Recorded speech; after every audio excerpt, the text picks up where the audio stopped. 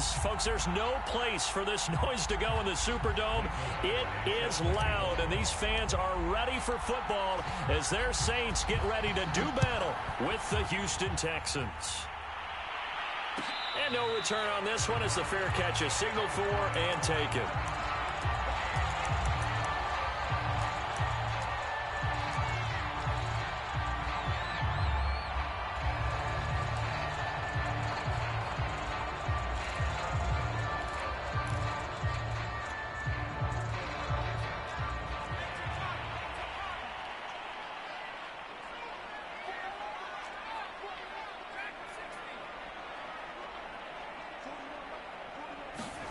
Barrett looks to throw on first. Got a man, and he hits him in stride. And they're able to get this one across the 35. And he's top 5 in the league in terms of receiving yardage because of plays like that. What have you seen from him on film that you like so much? Well, I'll strip away everything else and get to what we call the moment of truth. When the ball's arriving and there's a defender there, he just comes down with the ball. He competes and takes it away. Great hands, great ability to finish the catch. Defensively here, you're facing a top 5 team in terms of points scored in the NFL. So when they're that high powered, you've got to find a way to hold them under 20. Because to me, that's the magic number. 20 points scored gives yourself you give yourself your best chance to win. So if they're up around 24, 28, 30, they could be in some trouble. And I think so, because then you turn it into a shootout, and that means your offense has to keep pace. First carry for Nick Chubb. He'll get only 3 there, so it leaves him with a 3rd and 7 ahead. Well, this defense for the Texans, they were terrific in the win over Tennessee a week ago. And I'm eager to see the game plan and trying to attack them this week, because when you take it away 4 times through interceptions, what do you do now when you go into a game?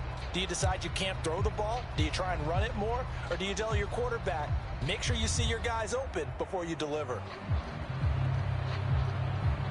So now a 3rd and 7, and defensively, it's a dime look, 6 DBs.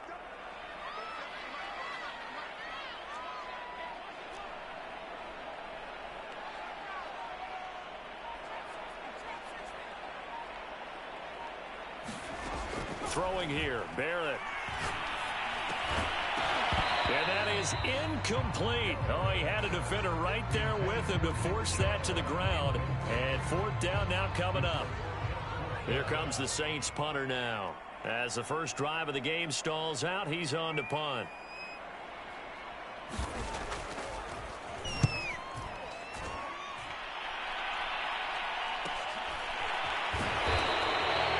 It's a 40-yard punt, 6 yards on the return. And the Texans will take over with a 1st and 10.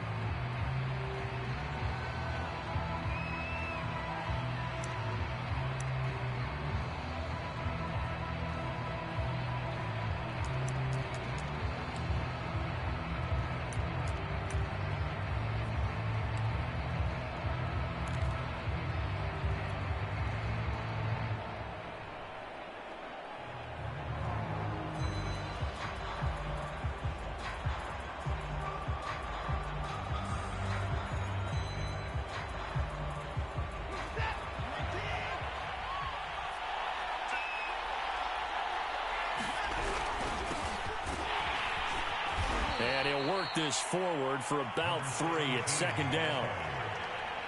Well, that's just a pile of bodies there, and that's when you kind of find out who's a tough guy, right? Who can stand up and make a play. It was only a 3-yard run, but for both sides, they had to walk away from that feeling like, okay, I can stand up when the going gets tough in here.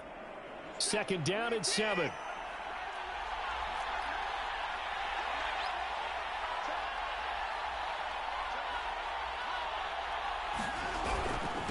They'll try the left side. Felton. And this one goes nowhere. Losing yardage back at the 22. That's a big loss of 3, and it brings up 3rd down. This defense is a difficult one to prepare for, one of the best in the league. They'll come at you from all angles, and they did a nice job there stopping him for a loss.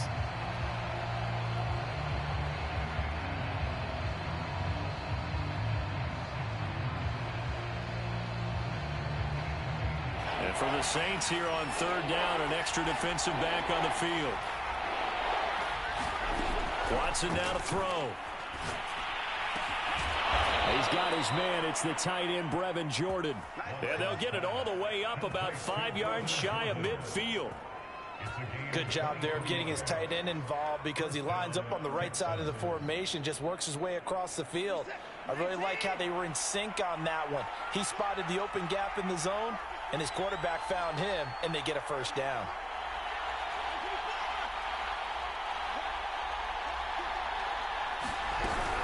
They'll run on first down. Felton. And not able to break away this time as they're going to stop him right around the line of scrimmage. They'll lose a yard there, and it's 2nd and 11. I think we got to give it up for him right there. That's a heck of an athletic move for a big man right in the middle of the line. How about the play he makes there? Nowhere to run, and he finishes that one off for a loss. On 2nd and 11 now. Watson. And this one incomplete. Too much contact to hold on to that one, and it's 3rd down. Well, you know, this club, there were some reports earlier in the week, and most have heard this by now, the so-called unnamed sources that were saying all is not rosy in that locker room. There's whispers that 1 or 2 guys, CD, have kind of had enough of how things are going and have been going. How would you handle that as a coach? Well, you and I both know all the coaches that we've dealt with and come in contact with. They'd love to get their hands on those unnamed sources, wouldn't they? But they know that that's not possible, so I think they've got to go in there and make sure that this isn't a distraction. They also know that once the grumbling starts, it becomes a slippery slope, and it's hard to stop the fall. It's caught inside the 25. And he'll get this one down near the 20-yard line, just shy of the 20. A big connection on that one, 34 yards.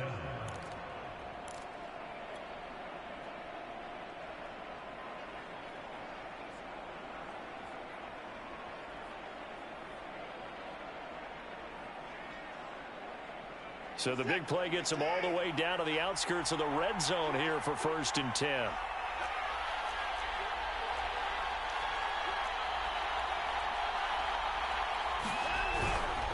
Now a give, right side. Felton. And he's going to lose yards. They take him down at the 26. It's a loss of 4 on the first down play.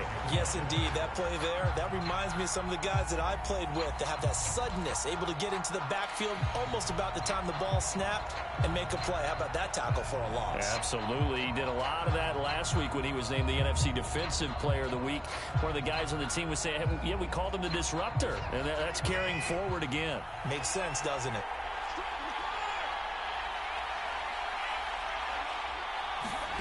Throwing on 2nd and 14. Watson. And his throw is incomplete. Great coverage there all around. Really didn't have many options to throw the football. Very little chance that that one was going to be completed. Every receiver was locked up.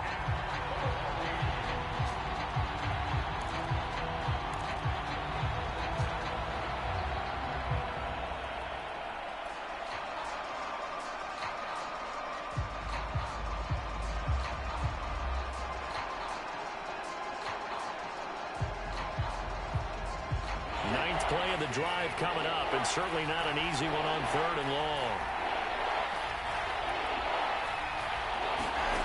Back to throw, Watson. That's caught left side by the tight end, Jordan. And they've got it inside the 10 at the 8. And in a lot of ways, that catch is expected. Red zone presence, and that one was realized there. You've got to find your tight end in that situation. From the 8, they've got it 1st and goal. Now a give, right side. Felton. And he's going to be met at the line of scrimmage and taken down. No gain on the play that time, and it sets up 2nd and goal. If you're going to run against this unit, especially down here, just beware. I mean, they're the top rushing defense in the league. Yeah, and then they go ahead and they double down with the whole thing because you think, okay, let's throw the ball. Oh, yeah, that's right. They defend the pass pretty well, too. Very difficult task right now. On 2nd down, Felton again. And he fights his way into the end zone for a Texans touchdown. A great play there. His 3rd touchdown now on the year. And the Texans have taken the early lead. Extra point by Badgley, up and good. And it's now a 7-0 game.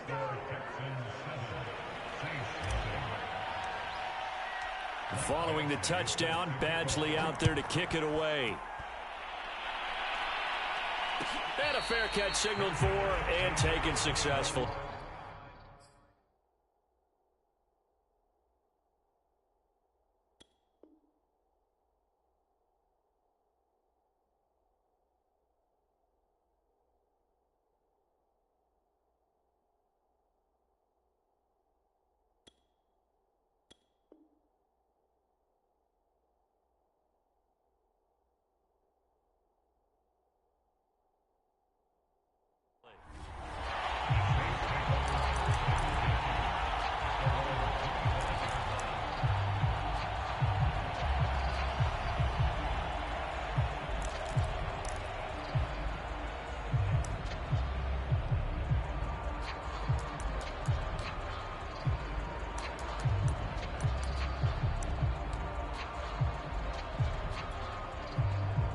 Getting set for their next drive, the New Orleans offense.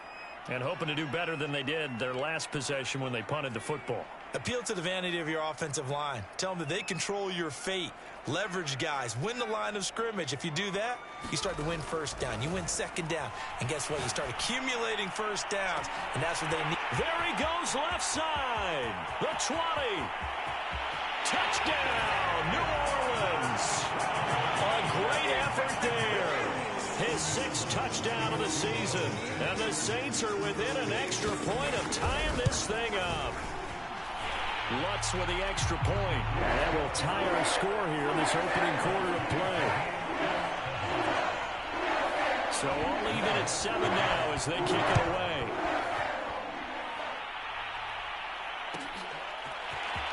This will be returned from deep in the end zone. And not a good return here at all as they'll be forced to start at the 12-yard line. For most people, the excitement of a kickoff return is to see a long one that goes back in the opposite direction. But for the guys covering it, it's being able to stop them deep in their own territory. How about that incredible form tackle right there? Shoulder into ball carrier, and down he goes. On first down, Felton. And he'll lose yardage here. Back at the 11, he goes down. Officially, it's a 1-yard loss. That's going to bring up 2nd and 11. The running lanes have definitely not been there for him here in the first half, and I don't think it's all been his fault. His offensive line hasn't given him much space. A loss results there.